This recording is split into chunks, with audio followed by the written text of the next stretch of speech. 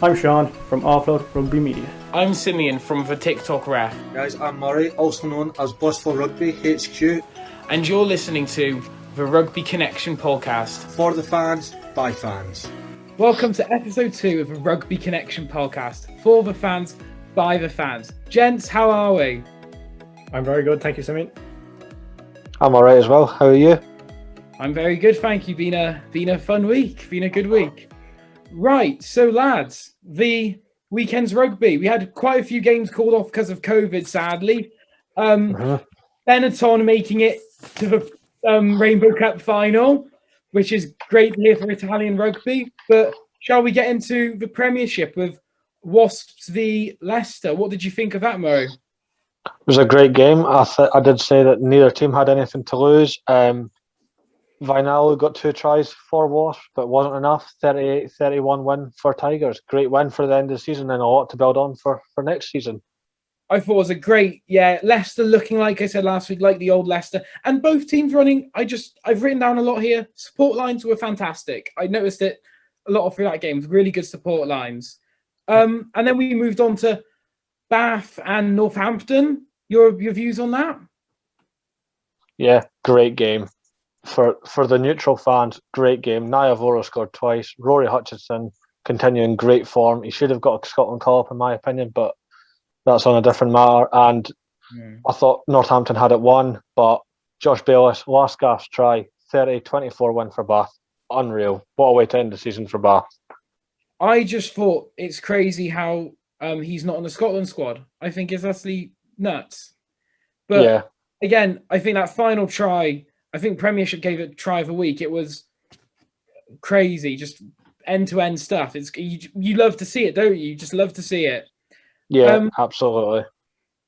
Quins and Northampton, very appropriate in your Harlequins top this evening. Yes, definitely. Oh, absolute score fest. Like I did say that after last week, they had to buckle down and get a grip, basically. And boy, did they do that. Unreal. Danny Kerr scoring twice. Michael Liner's son, Lewis Liner, showing great form. Tyrone Green, very comfortable in the Prem. This is the Quins that we've been wanting to see all season. Yeah, this is what I feel Quinn's brand of rugby is. It's that good try scoring. Danny Kerr. I mean, you go into a semi-final next week after a performance like that, you're going to be brewing of confidence. And I think good end for Newcastle. Yeah, definitely. Special. Forwards, I thought, were very strong with Newcastle, that game in particular. Yeah, and again, Adam Radwan, that boy's unreal this season. Like he definitely deserved that England call-up. Yeah, definitely. I think that's a very good point. On the very quickly on England, I was thinking England. I mean, we all talk about England 10s. England have a plethora of 10s who haven't been called up. You've got Umunga, Marcus Smith, and Joe Simmons, all potentially could get called up for England. I think they're in a good, strong place if any Joe decides to absolutely the on-form players. Yeah, absolutely. And to me and Murray, a very, very stressful game to finish the week. Chiefs, Sale, what happened there, Murray? What do you think happened there to Sale? I mean, fair play to Sale. They came all guns blazing. Byron McGuigan, again, he is on top form this Premiership season. Again, I don't know why he's not in the Scotland squad. AJ McGinty, class as always. It looked very comfortable for Sale. Exeter just had nothing in the first half. Bounced back. The red card I thought was going to proper diminish them, like Northampton last week, but that was not the case for Chiefs. Luke Cowan-Dickey started the fight back. Stu Townsend got a try, and then Joe Simmons slotted a kick for a 2019 win for the Chiefs. Talk about sweaty palms. I just was watching it and I just thought it was just crazy. We'll come to yellow and red cards of that game in a little bit, because anyone who've watched my TikTok over that weekend, I was quite animated with that in that game as an Exeter fan and being quite critical of Exeter. It was I just think I feel for Sale. I really feel Sale losing AJ McGinty, and I think they lost one of their South African props. That's not a good place to be in after the loss going into the semi-final next week. Well, we'll do it again. It's Chiefs Sale next week in the semis. At Bristol Bears versus Quins. Sean, what do you think going into the semi-finals? I think those are two very juicy semi-finals. On Friday night we've got Bristol against Quins. That's going to be a great game, especially Quinn's performance at the weekend. Now, although it was a bit of an understrength Newcastle, but look, they're two great games. I think an Exeter, in fairness to them, beating Sale already will give them a bit of confidence, but Sale will also take a bit of confidence from that as well. Like only losing by a point, not that that's a bit of a consolation to them or anything, but these games, I'm looking forward to them. They're going to be juicy. It's Absolutely. Great week. And then on to the Pro 14, where, we kicked off on the weekend back in Wales, in Newport, with crowds again for the first time in Wales in God knows how long. It was great to see. I've written down here, Leinster were just good. Just took apart a poor Dragons team. Yeah, absolutely. Business as usual for Leinster. Guy Ringrose on the scoreboard. I think he feels like he's got something to prove without, because he wasn't on the Lions squad. But all I've written down was the Ryan Baird try is taking the piss. At what stage in professional rugby can you run backwards and then look round and still score with the ball in hand? I'm sorry, that's taking the piss. Under 16s get in trouble for that. Shouldn't have been a try. Forward pass. You know what? It's one of those ones where you just want to forget that forward pass is there because of the class of it. Yeah. But it's no, that was a brilliant game. Like forward pass. I think in a game where the score did not matter. I think crack on. Try. Go on. Zebra and Munster. Yeah, I think Gavin Coombs. Enough said. No, I think Zebra. Look, it was just typical Munster against Zebra. Munster kind of breaking them down. A bit of a slow start, as you said. Murray Coombs was excellent. What, he scored 4 tries? Was it? That was pretty. 4 tries. Yeah, absolutely. Like unreal. Where do you see that? No rugby. Yeah. Well, actually, just because you've mentioned 4 tries, it's a little teaser for Super Rugby segment. So there you go. Okay, yeah, we'll take that. But I don't know. That'll be interesting. But just on that Munster game as well, Craig Casey was playing pretty well as well. He seemed to be good at 9 for Munster, and obviously he was selected in the Ireland squad, which we will touch on later as well. But I think as well for Leinster, Gibson Park, obviously he played a big role in that Bear try. So, scrum half is a decent position for Ireland. Well, in terms of form currently, but you've got John Cooney, who I've loved for years, and I personally hope he starts, but we'll see. But you've got Wales and Ireland have a plethora of 9s. I was saying, I wish Scotland had the same plethora. We have like 2 really great ones, and then a few that kind of fizzle out, or ones that are coming through. So, but that's where Wales were back when this time on Alliance 5 years ago. So it'll be, I reckon, this time in 4 years you'll be in a place like we are. I'll hold that against you, Simeon. No, it ebbs and flows though. It comes every couple of years. You might have a couple of good scrum halves, and then other years you might only have one. So that's just the way it goes. That's actually true, because I remember growing up and we had Greg Laidlaw, Chris Cuttasaur, and Mike Blair like all in the same time, and then nothing, and then yeah. And on Scottish rugby, the king of the comebacks, Edinburgh. Yes, that's what they need to be called after the last 2 weeks. I've written down here on the concept of 9, Kieran Hardy is so good. He had absolutely a game. He is immense. Yeah, unreal, phenomenal. But again, like you said, Simeon, comeback kings for Edinburgh. They didn't get the win, but they did get some consolation this week with a draw. Jamie Ritchie was very comfortable as the Edinburgh captain, and rightfully so. He's going into being captain for Scotland for the summer. Unreal. And I love watching Jack Blaine play. Like, I've been a big fan of him since he came onto the scene at Edinburgh. Granted, he did get a yellow card, but he got a try in the end. And Venter got a great try to finish off to seal the draw for us as well. So, what I liked about Edinburgh this week was last week we saw the free-flowing, kind of almost Scotland type Edinburgh of just mad tries out of nowhere. And this week we saw a very Richard Cockrell forwards, crackdown, score near the line. I think going in next season, those last 2 games, although they were draws or losses, are very close, Edinburgh could be brewing of confidence after those last 2 weeks. Yeah, absolutely. I totally agree with that. And I like the big mix that, like, obviously you're a bit gutted when, like, the bigger players aren't playing, like, just at any club, really. But the fact that Cockrell is stuck by his word, he's getting youngsters in, he's giving them the game time. So when the bigger players go away on international duty or Lions duty, they're there, they're ready, and you're not like too disheartened by the squad. Like, oh, they're great players, so it should be a great team. Yeah, I think Richard Crocker was definitely the man for Edinburgh. Yes, and I think very quickly, as we finish on the Pro 14, Bulls versus Benetton in Treviso next week. Who's winning that, boys?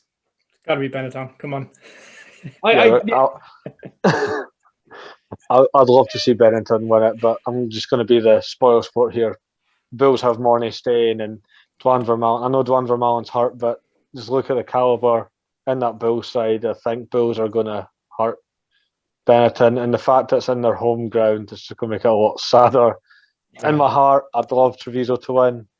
They deserve it. They have every right to be in that final. But I just think with the Lions season coming up, the Bulls are just going to be out for the kill. Yeah, quite literally. Yeah, I think. Sorry, I'm just going to say on that one. I think. Although I would love to see Benetton win, I think Murray's right, and I think Murray, you said hurt there. I think hurt is the right word. I think they'll beat Benetton physically, and it will be sad. But you never know. Look, Benetton have gotten this far in the Rainbow Cup, so you never know. I'm calling it Benetton by 1 point. I'll call it now, and we'll see if we. I don't know what score, but by 1 point, Benetton. That's where I'm going to put my words this week. That's what I like to hear. Who knows? It could even be like a penalty shootout, like we had in the top 14. So, Sean, do you want to explain that to us? Yes, that was very interesting. So yeah, last week I was mentioning the fact that Bayonne had to face who were almost getting relegated. They hadn't quite got relegated. Had to face the second best team in Pro D2, which was Biarritz, to decide whether Bayonne would stay in the top 14 or whether Biarritz will go up. So that game, it was a playoff game. It was on last Saturday. The game at full time ended 6 apiece. It's a Basque derby. 6 apiece, a bit of a low scoring one, but very physically a brutal game. And then after extra time, there was no scores after extra time. They went straight to the penalty shootout. So I don't know how many kicks were scored and how do you remember how many were. Well, obviously only one was missed. Bayonne missed, I think it was a scrum half. I think he missed the conversion. Obviously, they're all on the 22, straight in front of the goals. You just keep going until whoever misses. Bayonne missed it, and then Stefan Armitage for Biarritz stepped up and he slotted it. And Biarritz are back in the top flight. What a blast for the past with a name like that, Stefan Armitage. Oh my. Oh, gee, it's great to hear. And Murray, you were talking about a 4-try wonder in the Super Rugby? It's actually better than a 4-try wonder. So the Chiefs versus the Waratahs, it was 40 points to 7 to the Chiefs, but Sean Wainu stole the show, 5 tries, Super Rugby record. It's never been done before. Absolutely unreal. Phenomenal effort by Sean, and definitely one to look out for. I'm sure he's fighting for the Moana Pacifica scrum half as well when they come into it. So definitely one to look for. Heartbreak for the Crusaders this week. They needed 33 points and a bonus point because the bonus points in Super Rugby are different to the Northern Hemisphere ones. They needed 33 points and the bonus point to confirm the Super Rugby final, and they won 52-26. So just short of what they were needing. But Severis, got a hat trick, so can't really complain there. The Blues, however, are in the final for the first time in God knows how long. So it's good to see. We've seen that a lot, really, like with Leicester and stuff. Clubs who've not been great recently and they're finding form again. It's just good to see some of a blast from the past, almost. Like the sleeping giants of rugby, yeah, absolutely. So the Blues are in the final. They beat the Force 31-21. Hoskins Satutu scored 2 tries. He is an absolute world-class player. Definitely one to keep your eye on for the next coming years. They will face the Highlanders, who beat the Brumbies 33-12. Aaron Smith got a double, just very comfortable. And the last note I've wrote down, the defending champions of Australia, the Reds, have been an absolute joke in this Trans-Tasman tournament. They got whacked 43-14 by the Hurricanes. And Nani Lamafi's bow out for the club before he heads off to France for Stade Francais. And yeah, just absolute joke for a champion side to get whacked that much in such a short amount of time. It's sad to watch. But yeah, I'm looking forward to the Blues versus Highlanders next week. Yep. Do you want to make a call on that, Murray? Who's going to win? I'm going to go the Blues. I feel like the Blues have deserved it. They got a lot of hype when they signed Dan Carter for the first Aotearoa season. Granted, Dan Carter didn't play due to injury. They had Bowen Barrett, but this team is just something very special. Like, I love the Ioane brothers, Hoskins Sotutu, like I mentioned. Tory Black is probably one of the most underrated 10s at the moment. It's just because of the country he plays for. He's just not going to get picked, which sucks. But yeah, I'm going to go the Blues. I feel like rugby's the Southern Hemisphere's sleeping giant is finally awakened in the Blues. So there you go. That's what we like to hear. And Sean, your beloved MLR, how's that going? Yeah, so at the weekend, there was two things that kind of stood out for me more than usual. So there was there was quite a few prop intercept tries. So there was one for Austin where the prop got an intercept about, I'd say, 60 meters away from the opposition line, and the absolute gas.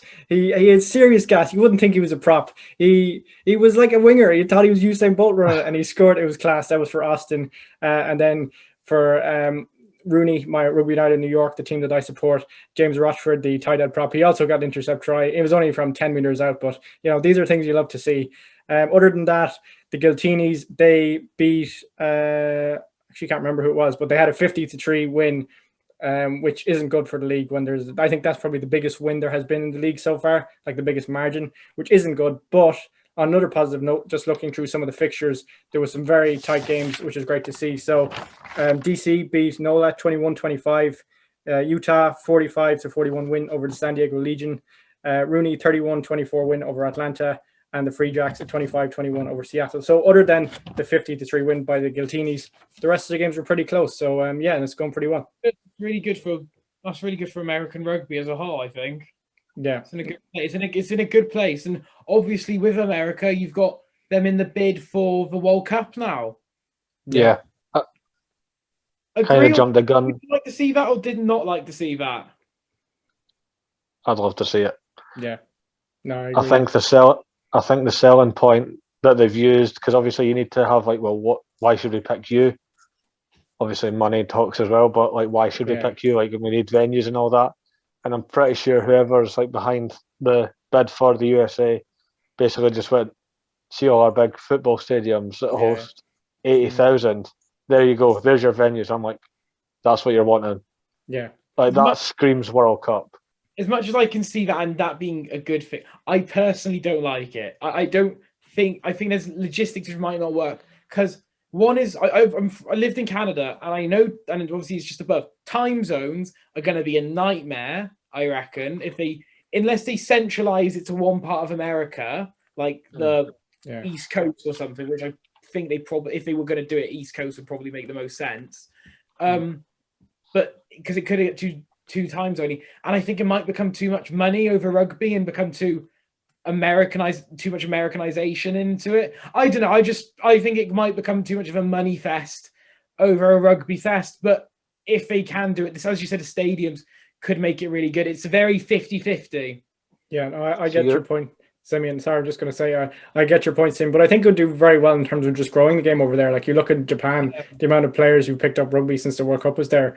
Like, even just looking at that as one benefit alone, besides money and besides, which I think they probably could stage an amazing tournament, knowing the Americans in their events. But there definitely are some issues, and you're dead right. And obviously, they're with the American football fields. Some of them, they're not long enough for rugby, or you could have a very, very tight end goal. So that, some of them are big enough, obviously Soldier Field. Well, they're all 100 yards, but it just depends on the space they have past that. Lucky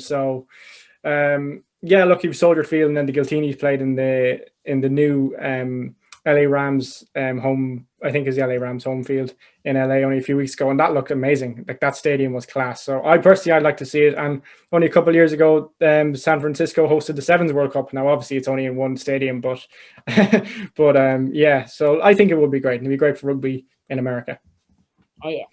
So Simeon, you're saying if the Rugby Connection podcast managed to go to the USA, if they hold it in 2031, you wouldn't want to come? I mean, I would, but I might just criticize it a lot, which is I'm a ref, very good at criticizing.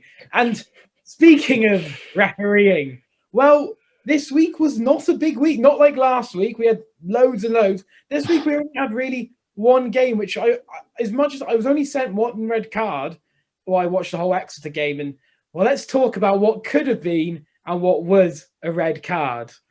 First off, we'll start with the Dave Ewers yellow card for our visual users. So we start off with the Dave Ewers in the first half. I can't remember what it was, but a Sale player was going in, and Dave Ewers just came out of nowhere, shoulder straight to the head of the Sale player, and who was the ref? Right, we're going to need to cut this out. I'm struggling here. Carl Dixon. There we go. Right, Carl Dixon, the referee, said there was mitigation. Now, I'm going to talk about this mitigation, what I believe, and I never heard of this, and I don't really agree with it. What he said is the way he was turning, the way the Sale player was turning, because he was apparently being tackled, but to be honest, it looked like he was turning himself, spinning almost, meant that Dave Ewers, he went into Dave Ewers faster. Now, in my opinion, that doesn't really sound like mitigation, because you're allowed to spin in rugby as an attacker, so your defender should be low. Dave Ewers was never going low, which already calls out red card. And people saying, well, he went to him too fast. You could just run faster at him. I don't see how that is a reliable mitigation to bring that something which was very much direct head contact with a shoulder at force down to a yellow. I don't know if you boys saw it or what you might have thought of that. No, I'm with you on that. It just what the way you're saying it there about the mitigation, and it did hit like over shoulder height. It's just what we were on about last week. Like if you clamp down head to red, then it won't happen. And yeah, like as much of a Chiefs fan I am, like that is about player safety at the end of the day. So yeah, probably I agree with you. I mean, Dave Ewers probably should have been sent off, because he ran too fast. That doesn't make sense. And I'm not even a referee, so I'm 100% with you on that one. It was just one of those stranger calls which I didn't get. And one of my videos actually blew up of me live reacting to it and just losing the plot, because it was really like when I watch rugby. I mean, I am a ref, and unless it's Wales, I will almost always be very much a referee while watching rugby. And when things like that happen, it does stress me out a bit, because I'm like, this is, and because we are asked to be consistent, and it's not showing out consistency. I know we're all human and we make mistakes, but it's one of those ones I feel should have been brought up on properly. Then ragging on, we had Sam Skinner actually getting a red, and it was very much a red. Forearm to the head, swinging forearm, never going low, to the head of Faf de Klerk. Yeah, you can't really comment much more on it. The joke is there was more mitigation in the last one. He was lowering a little bit in height, Faf, but it was never enough to be not a red. Sam Skinner should have just gone for the low tackle. Can't really say much else. I think, Sean, you might have some photos of that for us. Yeah, I'll bring that up now. Right, so as we can see here, there is never an attempt to go hard. The knees are very barely bent. This is kind of an aftermath, so it looks like there's more mitigation than there was. But where he hit Faf's head was quite high up on his head, and then came down, so it was always a high tackle. And as you can see here, it was at some force. It was dangerous. It was reckless, and Sam Skinner might miss next week, and Dave Ewers, if he gets cited, both might be missing next week, which, yes, we talk about Sales injuries, could be missing two very key men in the Exeter team for a final and semi-final potentially. Yeah, definitely. Just wondering something, because you said that like Sam Skinner should have went for the low tackle. Like Sam Skinner's a good foot taller than Faf de Klerk. How low do you want him to go? Because Faf's not exactly the tallest of players, is he? If you watch any international team train or anything, I've been lucky enough to watch Wales train and stuff. Those second rows in training, so I think Alan Wynne-Jones, whoever, like 6'5", whatever, they're tackling training, they're around the ankles. I don't know why they don't do it in game, but they can all tackle around the ankles well. And I don't know why it happens, but it's something which needs to be very much go back to it. Because, I mean, you're taught as a young kid, tackle around the ankles. So Yep, why I'm can't the you do same. it in rugby? Why can't you do that international rugby? I don't know. I see it in train. I've been lucky enough to see Scotland train and even Edinburgh train a few times, and this thing always hurts my head. Like you get, like you just said, you get told, go low, go for the thighs, wrap your arms, have a tight grip, and then they can't go anywhere. Why not just on like smaller players, like for height stature? Why do players go for the likes of like Dwan Vermaelen or Hamish Watson? Why do they go for your chest? Like that's not going to end well. You're never going to win. No, like I've never understood that. I think people in their heads think they're just going to get a big hit and they get sent off. Yes.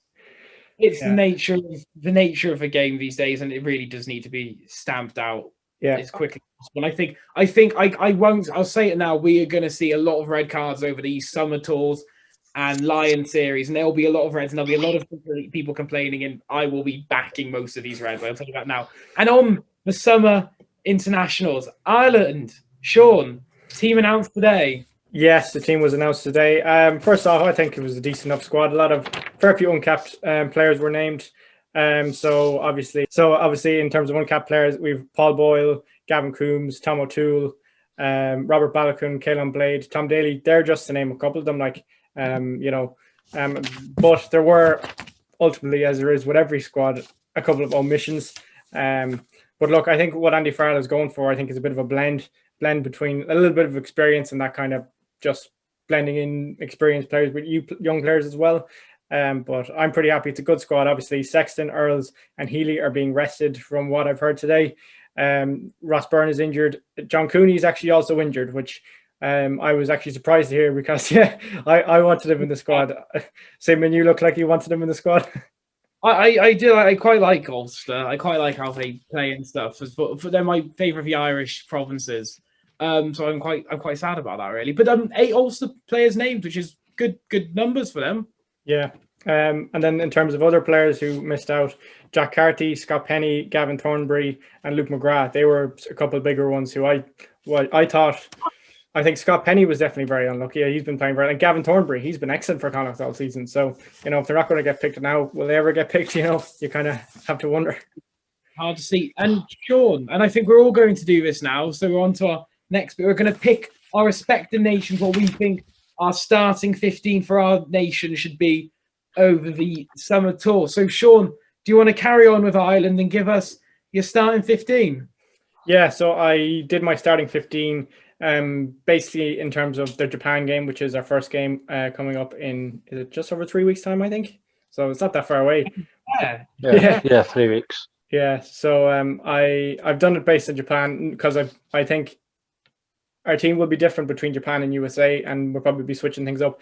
And also just going back to the squad there briefly, obviously there were players who missed out, but in fairness to Andy Farrell and the coaching team, when you're only playing 2 games, which Ireland are, you're limited to the number of players you can pick. You can't bring a massive squad, and obviously a couple of players probably won't even get any game time. So, for that one, got to give that to Andy Farrell. So my starting lineup for Japan, in the front row, I have Dave Kilcoyne, and then I have Kelleher at number 2, Tom O'Toole at tight head, Ryan Baird, who played actually at the weekend, lock, along with James Ryan, who's the tour captain. And then I have Gavin Coombs at 6, Josh van der Fleer at 7, Caelan Doris at 8. I'm pretty happy with that pack. And then in terms of scrum half, I have Caelan Blade. I think he's been excellent for Connacht all season. But look, Craig Casey could easily slot in there. But went for Blade, and then Carberry, which is great to see him back as well. And then I went for either McCloskey or Farrell at 12. Well, Farrell can either slot in the 13 as well. Kind of in between those 2 players at the minute.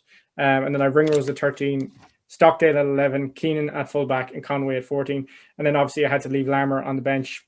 Possibly might start ahead of Stockdale, but so that's my starting 15, and then probably a bit of a blend between young players and old on the bench. So I think Ireland could go something similar to that, but I'd say knowing Andy Farrell, Gibson Park would probably start at 9 anyway.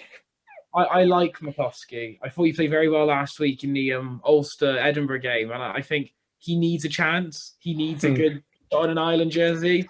So I think I personally really like to see him, and I've seen him for years. He's been so good for years, but like Henshaw's just kept him out of the team, or Yeah. Akin, and I think here is his perfect chance to stretch his legs. Yeah, he's had a couple injury issues as well. I think he was out with his knee for a long time, I think. Like I think he made his debut, was it over 5 years ago now, which is, he only has a handful of caps, like, which he definitely should have more, but it's great to see. As you said, it's great for him to have an opportunity. Murray, what are your thoughts? It's a good squad. I really like them. Like you said, the mix of like experience and youth coming through. I love the fact you've started Gavin Coombs with Caelan Doris. I think that's just a match made in heaven, providing like Caelan Doris stays healthy. I'm not against what you did for the wings, but I really like Robert Bellachun this season. He's absolutely unreal, and I just think give him the first cap. I know you said this is your squad against Japan, so it's going to be a tougher competition. And it's no disrespect to the USA, but I'd give Bellachun a good run out. Obviously, Joey Carberry, he is a number 10 when Sexton's not there. I'm glad to see him back. I'd go Craig Casey personally for scrum half. Nothing against Jamison Gibson Park. He's a very good player. I think now is the time to kind of clamp down, because obviously Conor Murray is away on line duty, but he is also getting older. So you want to clamp down on like this guy is going to be our 9 going forward for the next 10, 12 years maybe.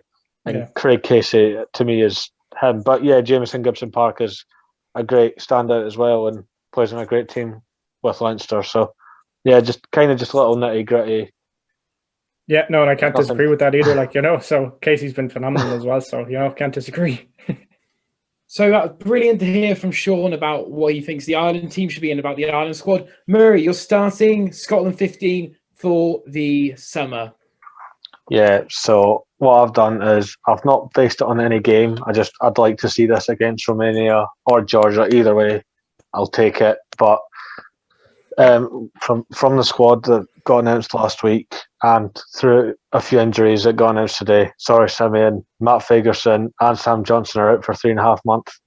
Not Sam! Oh, that's crushing. That's crushing.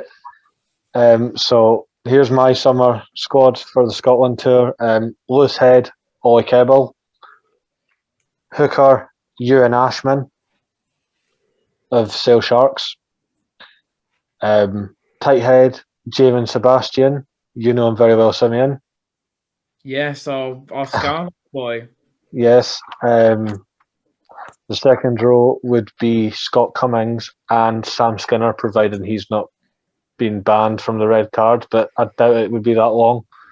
It wasn't horrendous. It wasn't it's just Right, it won't. so, I can tell you that won't be a long ban. Right, so Scott Cummings and Sam Skinner. At blind side, I've got Jamie Ritchie because he's the tour captain. At open side, I've gone for Rory Darge of Glasgow Warriors. Obviously, Hamish Watson, big loss, but I feel like Rory Darge would slot in perfectly there. Number 8, I did originally have Matt Fagerson down, but due to injury, I've changed it to Josh Bayliss of Bath. Yeah. I think he's very versatile in the back row, so just stick him at 8 and see where he goes from there. At scrum half, the returning George Horn, I think he needs to be starting. At 10, I've gone for the golden boy. In my personal opinion right now, I've gone for Ross Thompson of Glasgow Warriors. My centre partnership, obviously, Sam Johnson's out. Matt Scott's been called back in, but I've went for new boy Sione Teopoloto.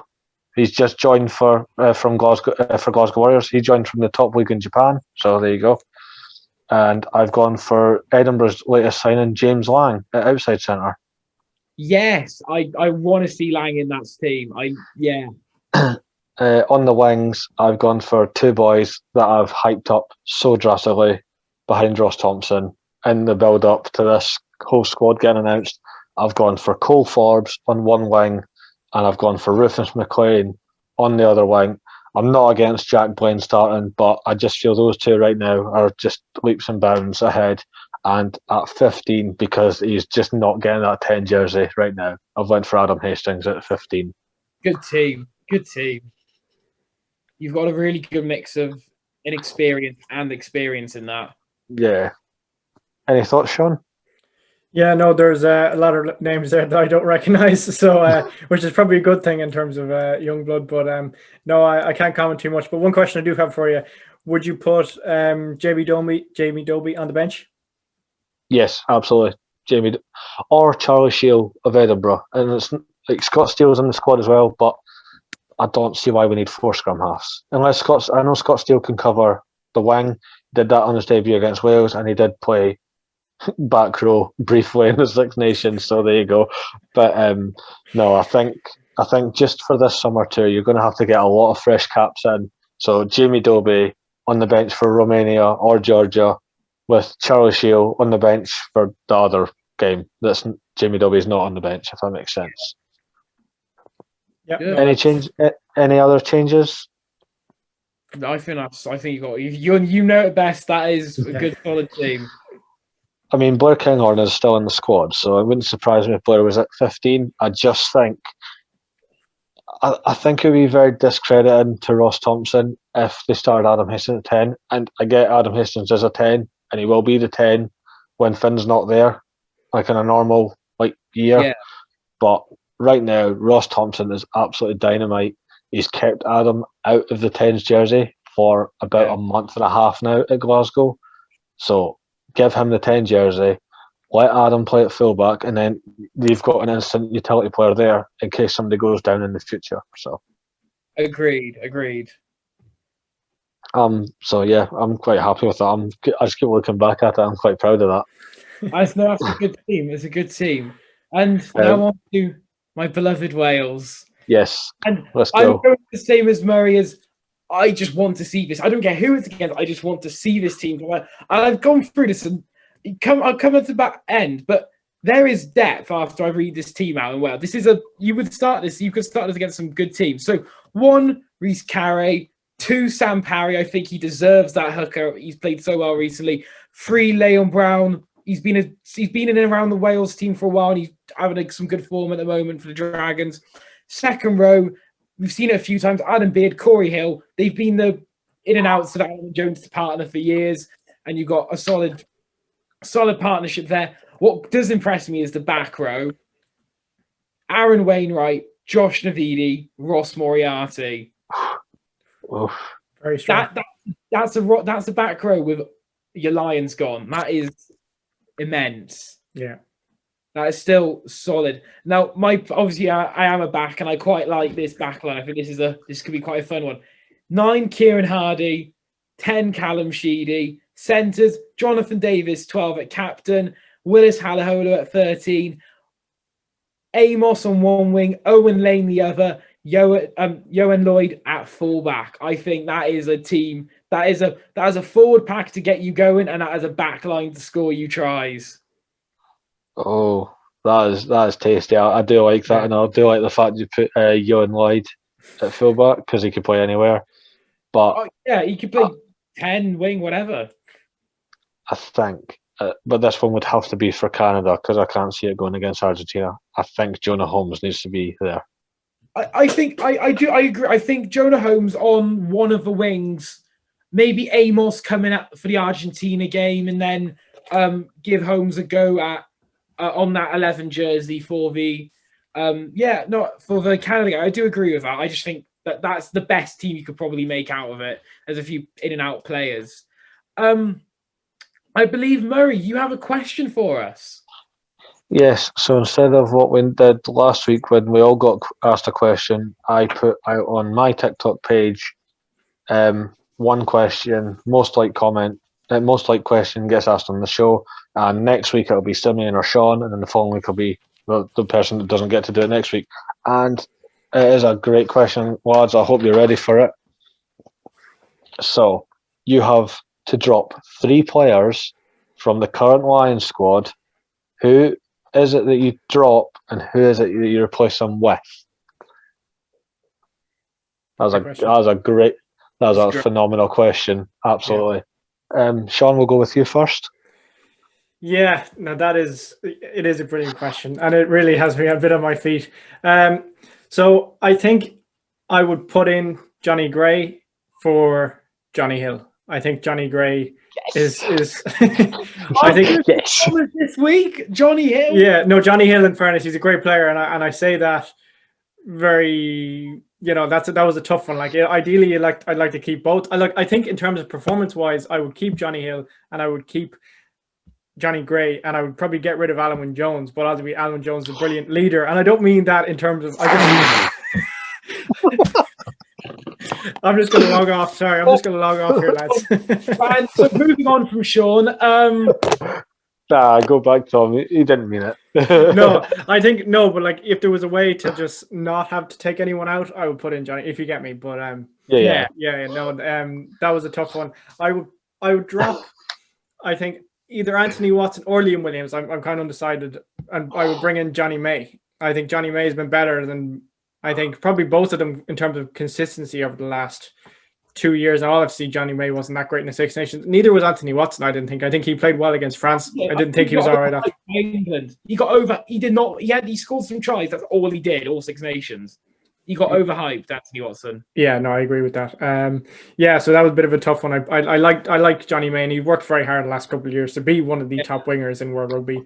And then I would bring in Hugo Keenan. That's probably not a surprise for you. I'd bring in Hugo Keenan and I would drop, again, either Liam Williams or Elliot Daly. Probably Liam Williams because I know Daly, he adds a lot, obviously, with his boot and he can play centre. But yeah, I like Hugo Keenan. Because I like Hugo Keenan. I actually rate him. I won't.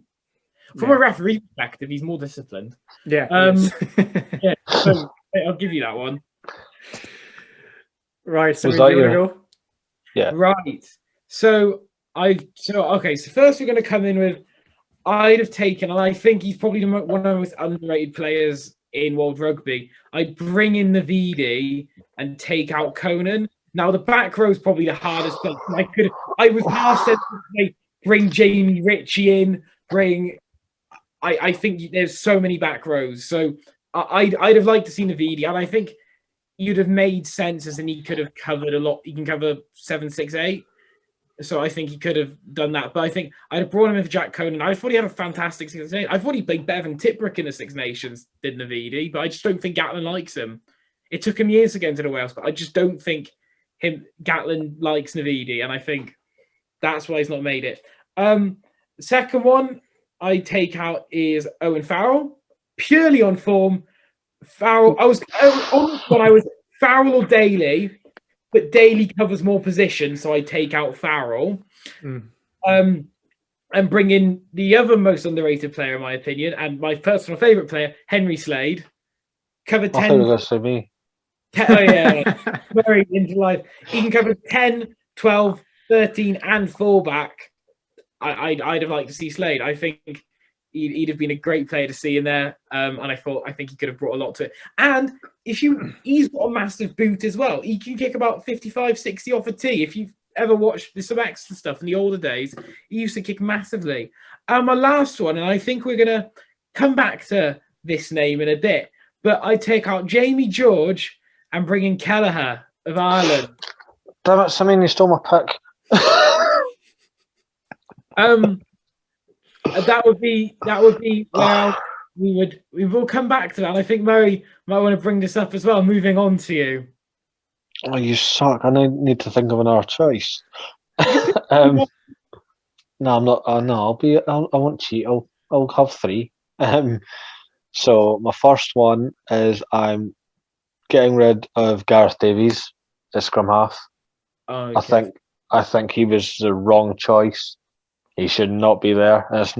Yes, he's been good for Wales in the past, but he's scarily inconsistent, and he just kicks like he can't count. Like Dan Biggar told him hold the ball for like 5 more seconds, and he would kick it out, and he drubbered it through. Yeah, that was terrible. Let's not talk about Gareth Davies in that situation. So Gareth Davies is out. I didn't even have to think twice about it, and I'm sticking with Wales though. But I'm bringing in Thomas Williams. Okay. I know Ali Price is there that covers like a whippet scrum half, but I feel like Thomas Williams is in that perfect blend at the moment between Conor Murray and Ali Price. Yeah. So, my second pick is a bit harsh. It's a bit lazy, when you think about it. I'm getting rid of Bindiaki just because if this man was fit, he'd be in the squad. It'd be Manu Tuolangi. Yeah, agreed. And it's nothing against Bindiaki. Like, we all know that's why he is there, because he's a big ball carrier. He's a big crash ball centre. And yeah, if he was medically clear, it'd be Manu Tuolangi all day. So there you go. And because Simeon stole my pick on Jimmy George, I now need to think of another one. I would drop. I would actually drop Courtney Laws. Okay. Just because I feel, yes, he's very versatile, and I do like Courtney Laws. I just feel like his form hasn't been the greatest. Yeah. Like any given year when he's playing at his best, absolutely. But right now, not so much. So I'm going to take out Courtney Laws as a back rower. Okay. And I'm bringing in Scotland tour captain Jamie Ritchie. Yeah, fair. Tall back row. Tall back row. Yeah. Fair. And Murray, we've mentioned the name Kelleher. You want to talk about what's happened in the rugby news of randomness today, should we say? Yeah, so as most people now know, the Lions squad has arrived for their training camp in Jersey. So it's like proper tour vibes right now. Like, they're all training together, all like becoming a cohesive unit. Yeah, Ronan Kelleher is there. Like, it got announced on social media by the Lions page that Ronan Kelleher is with the Lions right now, training with them. But he is not an official member of the Lions squad. That's what they've put in the detail. Right. My question is, if it's injury cover, that's fine. But there's obviously players in every position that's got written down for injury cover. Why not have that? Like, I don't get what's so special with Ronan Kelleher. And it's nothing against him. Like, he is a fantastic talent. Like, I would have had him in the original squad over Jamie George. But what I don't get, what is so special? Why is he getting to train with the Lions when Jamie Ritchie, Josh Navidi, Jonathan Davies, Henry Slade, like Johnny Sexton and all that are, are resting or with their national squad? Like, what's so special about Kelleher in that sense? Unless there has been a knock that they're just nobody's telling you about. Yeah, that's what I was going to say. Yeah, I think that's a fair point, Murray. But I haven't heard about any of them being injured. It could be just something that they're trying to keep under wraps. Could just be something that they know. Look, the possibility that he mightn't be. It could be Jamie George, or it could be whoever might have had knock, but he could be all right. Kind of way. It's like, it could be like a thing where he might be okay. It might be one of those kind of situations. But yeah, definitely an interesting one. It's very, very interesting indeed. I just think it's so strange the fact that they announced it. Like, by the way, Ronan Kelleher is here with us in Jersey, but he is not a member of the squad. Why is he there? And I just can't wrap my head around it. That was all. So I was like, I'm going to have to mention it to Sean and Simeon on the show. Yeah. It'll be interesting where that develops. Yeah, absolutely. That's a good way to put it. Absolutely. Well, I think we've got everything, lads. Yes. So we have got a lot of exciting news coming. So this coming Thursday, it will be the, what's the date today? 14th of June. We've recorded this on. It'll be the 17th of June. This will go out. We have our first Rugby Connection podcast guest. It is Gemma Norton, also known in the TikTok world as Prop Wife. She was fantastic. She was so fun talking to. She's got a lot of insight on women's rugby and how the game for women's rugby should go forward in the future. I don't want to spoil anything else for you. The interview will be out, I'm guessing, on all platforms. We might have to ask our editor Sean on that one. On all of them. Yeah, no worries. Yeah. Obviously, next week we have we're going to record episode 3. We'll be discussing Premiership semis, the Pro 14 final. Hopefully Treviso don't get an absolute slapping off the Bills. They're going to win by one. Come on, Italian. The Super Rugby final is next week.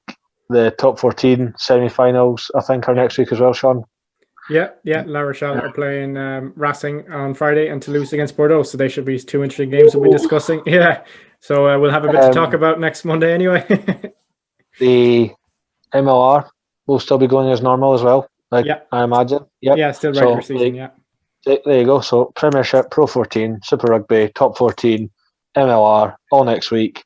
And coming out next Thursday, because it is the we'll be doing a squad as well for the Lions Japan build up. Yeah. So that'll be a lot of fun. There'll be a lot of Lions talk. Excitement levels. And just because it's Lions week next week, the exclusive interview with David Rowe, part of the 1962 Lions, will be going out on Thursday. Again, we'll just stick to guests on Thursdays, but that will be going exclusively onto our YouTube channel, purely because David was nice enough to bring so many nice souvenirs, part of his history, part of Lions history, part of rugby history, actually, when you think about it. And it was just too good not to show the camera. I'll be doing a TikTok video on Thursday as well for a little close-up, if you couldn't see it properly regarding the video. But yeah, it was a great interview. I was so grateful that David had the time to speak to me, because I felt like he had done every interview under the sun, but he took it like an absolute champ. He tried to be humble. Yeah, it was amazing. I can't hype this up enough, guys. Like, it was so good to hear the voice of an actual British and Irish Lion who's been there, who's done that, who still looks forward to the Lions every tour. So yeah, that'll be coming out next week. So very exciting times ahead. Absolutely can't wait to be hearing that. And on a side note, the TikTok ref next week will have actually refed, and will probably give a little breakdown of what I'm doing. I have got a local derby for my first game, and it is going to be intense. It's been dropped in the deep end the first day back. That's all I can say about that game. Well, hopefully you've got a lot of yellows and reds to discuss for us for Red Zone next week. I hope not. But yeah. Yeah. As always, lads, it's been a class. It's always fun talking to you. It's hard to believe, like, you would think, if you're listening to us or watching us, however you watch this show, that we've never actually properly met. Yeah. It's pretty mental. It's nuts. Yeah. I think we've covered everything, lads, have we? Yes. Yeah. All good. Yeah. So everyone, thanks for tuning in. This has been episode 2. I'm getting ahead of myself. Sorry. 2. This has been. Sorry, Simeon, what were you going to say? It's been episode 2 of the Rugby Connection podcast. I'm already for ahead the of myself, fans, lads. by fans. For the fans, by the fans. This is it, lads. Thanks a million for tuning in, and we'll see you all next week. Good evening.